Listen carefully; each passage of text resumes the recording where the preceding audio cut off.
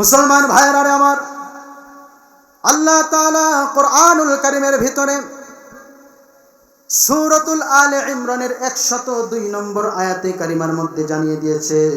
আমি আলোচনার সূচনায় যে আয়াতে কারিমা আপনাদের সম্মুখে তেলাওয়াত করেছি, আল্লাহ তাআলা বলছেন, ইয়া আইয়ুহাল্লাযীনা আমানুত্তাকুল্লাহা হাক্কা তুকাতিহি ওয়া লা তামুতুন্না ইল্লা ওয়া আনতুম মুসলিমুন।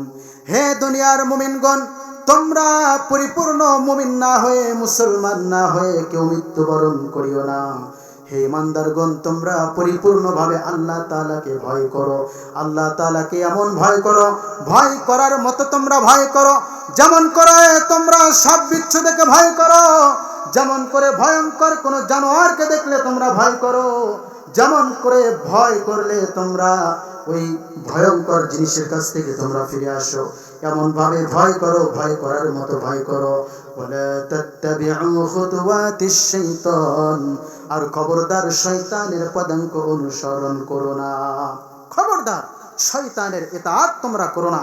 শয়তান যে পথে তোমাদেরকে নিয়ে যেতে চায় সেই পথ হলো জাহান্নামের পথ, ঠিক কিনা বলেন?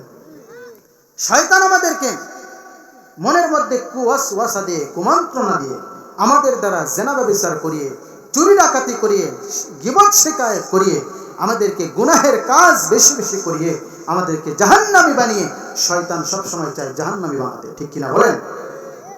এই জন্য আল্লাহ তাআলা বলছেন, ওয়ালা তাত্তাবিউ খুতুওয়াতিশ শাইতান, খবরদার তোমরা কেউ শয়তানের ইতাআত করো না, শয়তানের অনুসরণ তোমরা করো না।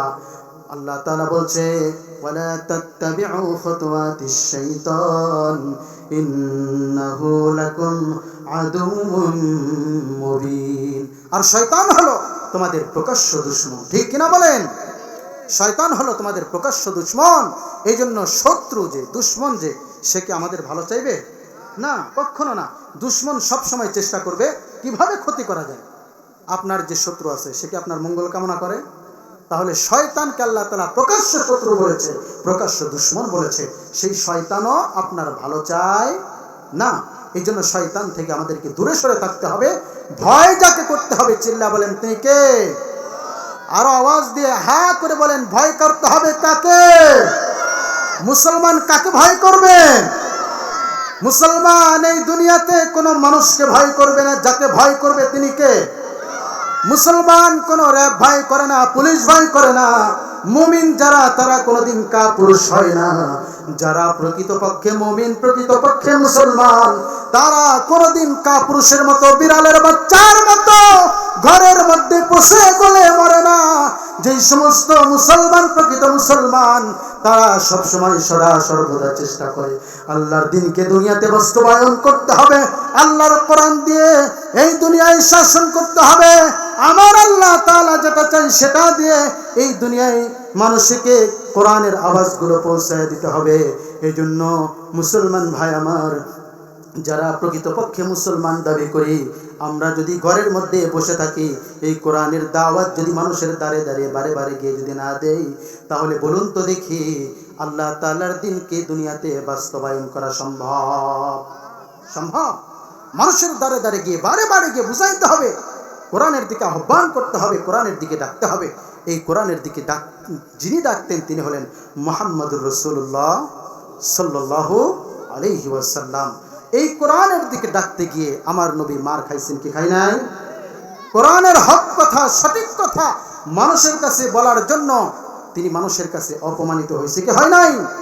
এই জন্য যুবক ভাই আমার, আজকে কোরআনের হক কথাগুলো আজকে সমাজের ভিতরে যখন বলা হয়, তখন বলে এক শ্রেণীর মানুষ, তারা বলে এই মোল্লারা কি বোঝে, এরা মৌলবাদী, এরা মৌলবাদী, এরা জঙ্গিবাদী।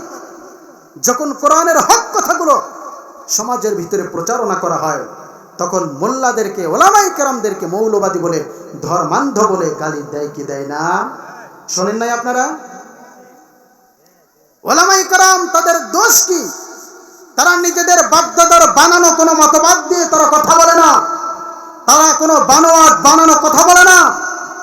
ওলামায়ে কেরাম তারা 15-20 বছর পড়াশোনা করে এই কোরআনকে রিসার্চ করে গবেষণা করে এই কোরআনের দাওয়াত মুহাম্মদ সাল্লাল্লাহু আলাইহি ওয়াসাল্লাম যেভাবে দাঁড়ে দাঁড়ে বারে বারে গিয়ে মানুষের কাছে পৌঁছেছেন, আমার দেশের হক্কানি উলামায়ে কেরাম যখন জাতির কাছে কোরআনের সঠিক কথাগুলো বলে, ফেরাউনের মতো আবু জেহেল মার্কা মুসলমানদের কাছে তখন এই হক কথাগুলো ভালো লাগে না দেখে তারা বলে কি, এরা হলো জঙ্গিবাদী, বলে কি বলে না, এরা হলো মৌলবাদী।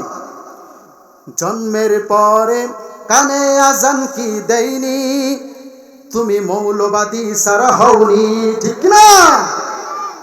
জন্মের পরে কানে আজান কি দেয়নি, তুমি মৌলবাদী সারা হওনি। আবার মরণের পরে জানাজা পড়াবে, মরণের পরে জানাজা পড়াবে, তখন কোথায় পালিয়ে যাবি? বিপ্লবী বিদ্রোহী মৌলবাদী বলে জঙ্গিবাদী, ঠিক কিনা? এই জন্য কোরআনের হক কথা বলতে গিয়ে বাধা আছে না নাই?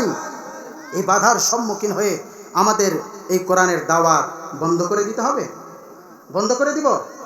এই জন্য মুসলমান ভাই আমার, আমার নবী কোরআনের দাওয়াত দিয়েছেন মানুষদেরকে না বুঝে, না জেনে, না বুঝে এমন এক নবীর গায়ে তারা হাত তুলল যেই নবীজি মক্কা থেকে মদিনায় তায়েফের ময়দানে, যেই নবীজি মক্কা থেকে মদিনায় পর্যন্ত তাকে হিজরত করতে হয়েছে, আমার নবী এই কোরআনের দাওয়াত দিয়েছে। কাফের মুশরিকদের কাছে ভালো লাগে নাই। আমার নবী তার নানার দেশে তায়েফের ময়দানে